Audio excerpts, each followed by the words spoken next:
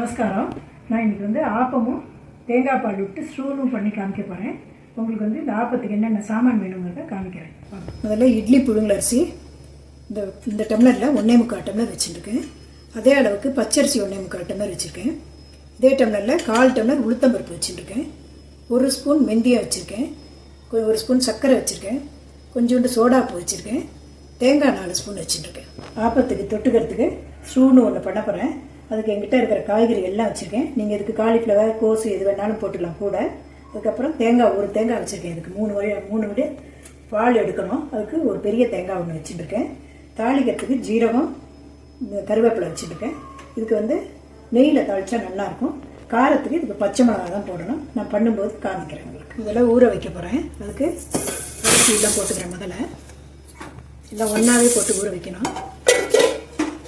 உளுத்தம்பருப்பு, வெந்தயம் இதெல்லாம் நல்லா 2 வாட்டி மலம்பிட்டு ஒரு 6லேருந்து 7 ஹவர் 8 ஹவர் மட்டுக்கும் நல்லா ஊறித்துனா நைஸாகும். நல்லா ஊற வச்சுட்டு கிரைண்டர்லேயோ மிக்சிலையோ அரைக்க போகிறோம். அதனால் இதை முதல்ல ஊற வச்சுக்கிறேன். நான் உளுந்து, அரிசி, புழுங்கல் அரிசி, வெந்தயம் எல்லாம் ஊறப்பட்டது 6 மணி நேரம் ஊறித்து இந்த மாதிரி பதத்துக்கு நைஸாக அரைச்சி வச்சுருக்கேன். இப்போ இதோட இதுக்கு தேவையான உப்பு போடுறேன். 1 ஸ்பூன் சர்க்கரை இதிலே போட்டுறேன். சர்க்கரை வேண்டாதனால வெல்லம் கூட ஒரு கட்டி போட்டுக்கலாம். போட்டு எல்லாத்தையும் சேர்த்து இன்னொரு சுற்றிட்டு கலந்து வச்சுக்கலாம். அப்புறம் பண்ணும்போது காமிக்கிறேன். ஆப்பத்துக்கு உங்களுக்கு 4 ஸ்பூன் தேங்காய் காமிச்சேன் இல்லையா? தேங்காய் பால் எடுக்க போகிறேன்.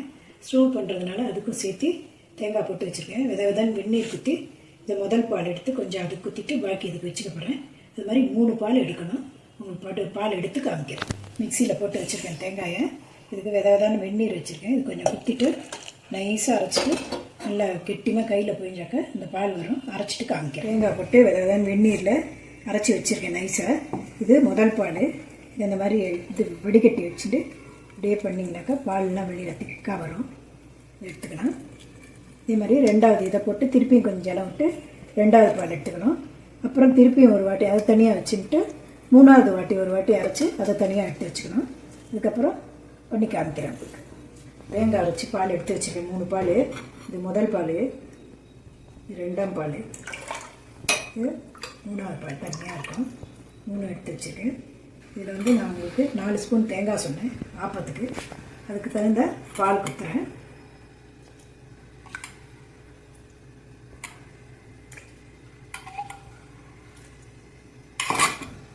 பிஞ்சு சோடாப்பு போட்டுறேன். நல்லா கலந்து விட்டு கெட்டிமாக இருக்குது தனியாக எடுத்து ஜலம் விட்டு காமிக்கிறேன். மொத்தமாக எல்லாம் போட்டு கரைச்சி கெட்டிமாக இருந்த மாவில் நமக்கு வேணுங்கிற அளவுக்கு ஜலம் விட்டு கொஞ்சமாக எடுத்து கரைச்சி வச்சுட்டுருக்கேன்.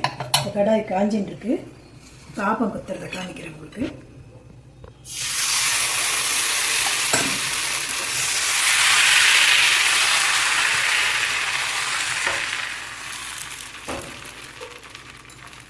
கொஞ்சமாக லேசாக எண்ணெய் பற்றினா போகிறோம். மூடி வச்சிட்டிங்கன்னா நல்லா வெந்துடும். திருப்பி போட வேண்டாம். அப்புறம் குத்தினது இந்த மாதிரி வந்திருக்கு. ஓரமெல்லாம் கிறிஸ்பியாகவும் நடுவில் உப்பெல்லாம் வந்திருக்கு. இதை அப்படியே எடுத்துக்க வேண்டியதுதான்.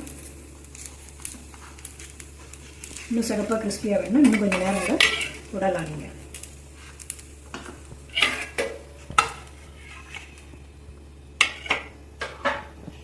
2வது குத்திருக்கேன். இங்கே பாருங்கள். இது மாதிரி எடுத்தால் நல்லா குண்டாகும். இது ஸ்டூ பண்ண போகிறோம். அதுக்கு 3வது பால் குத்தி வச்சுருக்கேன். அடுப்பில் ஆன் பண்ணுறேன். இந்த பால் சுட்டுருக்கு. இப்போ வந்து இதில் எல்லா காயும் ஒன்றா போட்டு ரொம்ப குழகுழன்னு குழையக்கூடாது. மஞ்சப்பொடியும் போடக்கூடாது. வெள்ளையாகவே இருக்கணும். அதனால் எல்லாம் வேக வச்சுக்கலாம்.